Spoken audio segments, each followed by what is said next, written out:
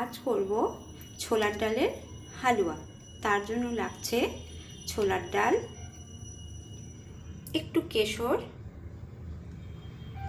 Milk, নারকেল কুচি, ঘি, দুধ, চেরি, কাজু, কিশমিশ, এলাচ গুঁড়ো, দারচিনি, তেজপাতা। কড়াইয়ে ছোলার ডালটা দিয়ে নিয়েছি, ওর মধ্যে দারচিনি আর তেজপাতাটা দিয়ে দেব।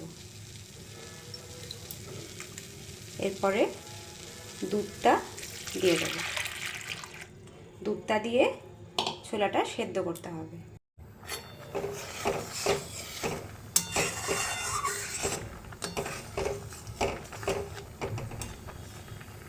ডালটা সেদ্ধ হয়ে গেছে, এবার আমি মিক্সিতে এটা পেস্ট করে নেব। মিক্সিতে পেস্ট করার আগে তেজপাতাটা আর দারচিনিটা উঠিয়ে ফেলে দিতে হবে। মিক্সিতে আমি এটা নিয়ে নিয়েছি, এবার এটাকে পেস্ট করে নেব। এই দেখো, ডালটা আমি পেস্ট করে নিলাম। এবার কড়াইয়ে ঘিটা ঢেলে নেব।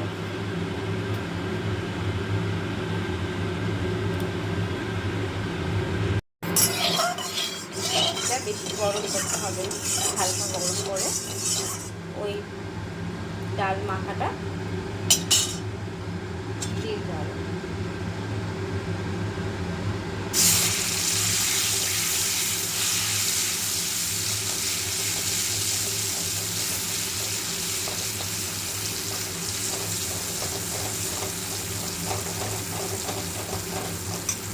এবারে চিনিটা দিয়ে দেব,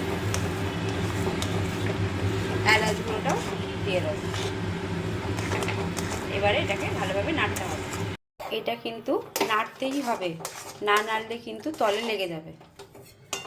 এবার কেশরের মধ্যে যে দুধটা ভিজিয়ে রেখেছিলাম ওটা অল্প করে দিয়ে দেব।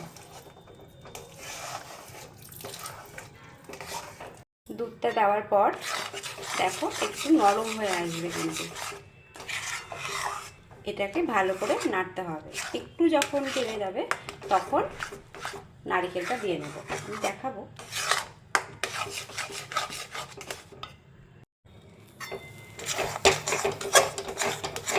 এটা দুধটা টেনে নিয়েছে, এবারে আমি নারকেল কুচিটা দিয়ে নেব, সাথে কাজু কিশমিশটাও দিয়ে নেব। এবারে আর একটু ঘি দিয়ে দেব।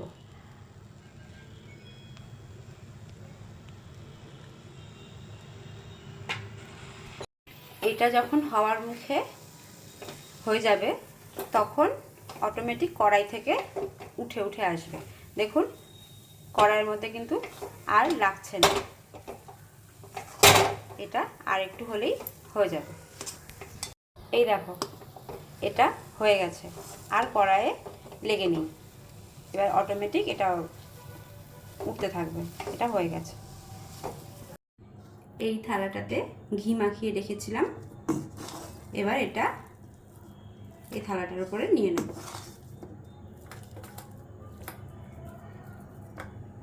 এই দেখো, এটাকে আমি একটা থালের মধ্যে সাজিয়ে নিয়েছি।